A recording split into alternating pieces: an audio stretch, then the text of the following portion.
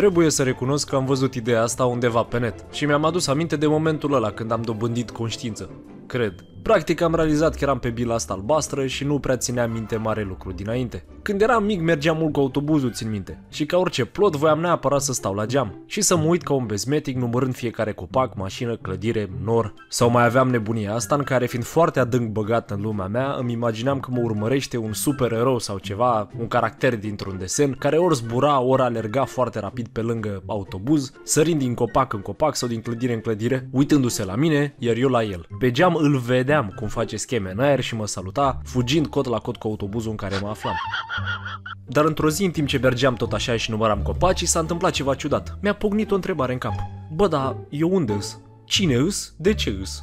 Îmi amintesc de ieri, de alaltăieri, dar acum un an, doi, ce era? Am început să simt un sentiment ciudat, eram debusolat și mă gândeam că nu știu mare lucru din trecut. Ca și cum am realizat că m-am spawnat recent și că până în momentul ăla nu mi-am pus nicio întrebare. Ce caut eu în autobuzul ăsta, de ce există copaci și ce e cu tantia asta de lângă mine? Eram atât de pierdut în mintea mea încât câteva ore am stat așa uitându-mă în gol, neînțelegând mare lucru, încercând să găsesc ce puteam eu cu mintea mea de 4 ani sau cât aveam, simțindu-mă extraordinar de aiurea. Eram ca un fel de amnezic care încerca să-și amintească ceva din trecut, dar nu aveam cum, că nu erau date pe hard. Mi-am mai pus întrebarea asta în perioada următoare, până la urmă obișnuindu-mă cu condiția mea umană pe această sferă albastră plutitoare într-un spațiu vid, mânată de forța gravitațională a unei stele care la rândul ei se învârte în jurul altor forțe și mai mari, formând dita mai galaxia, pe lângă care mai există încă 150 de miliarde de galaxii sau ceva, ce plutesc la fel de ciudat într-un întuneric fără sfârșit, ce există de la natură și care nu poate fi explicat în totalitate. Dar eu de ce sunt aici?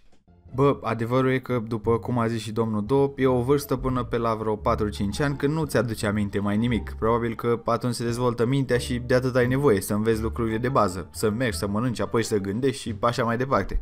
Ei bine, țin minte că la grădiniță, până să încep eu să am conștiință și să mă gândesc care cum stă treaba, cât de cât, și când zic cât de cât mă refer la faptul că nici după ce mi-am dat seama nu m-am vindecat complet, adică tot aveam momente când n-aveam nicio treabă și eram nebun.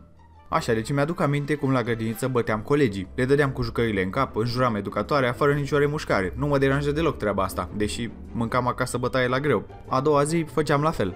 Bă, și țin minte că într-o zi, prin anul final de grădiniță, când eram puțin mai mare, deja înainte să merg la școală, la vreo 6 ani, cred că așa, începusem eu așa puțin să mai gândesc cât de cât, am luat o mașinuță de aia de plastic și m-am dus la un copil și i-am dat în cap cu ea pe la spate. Vă dați seama ce a urmat. A început să urle, îi curgea așa puțin sânge că se julise, se luase pielea în cap. Eu am sfârșit la colțul de rușine, stând în picioare cu fața la colț, că așa se făcea pe vremea aia. Și după 5 minute vine copilul la mine. Emil îl chema. O să-l țin minte toată viața. Și îmi zice: de ce m-ai lovit? Că uite ce mi-ai făcut. Și eu mă uitam așa la el. Pe mine mama m-a învățat că nu e bine să lovești alți copii, că nici mie nu mi-ar plăcea să mă lovească altcineva. Uite, acum mă doare capul, doar că ai vrut tu să-mi dai cu jucăria în cap. Bă, și m-a făcut să mă simt atât de prost, bă, da, prost tare de tot.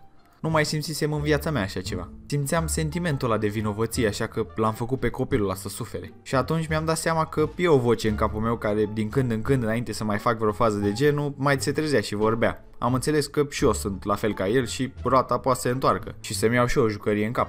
Bine, acum nu vă gândiți că nu aveam momente când vocea din cap nu mai zicea nimic și făceam la fel, dar mai rar.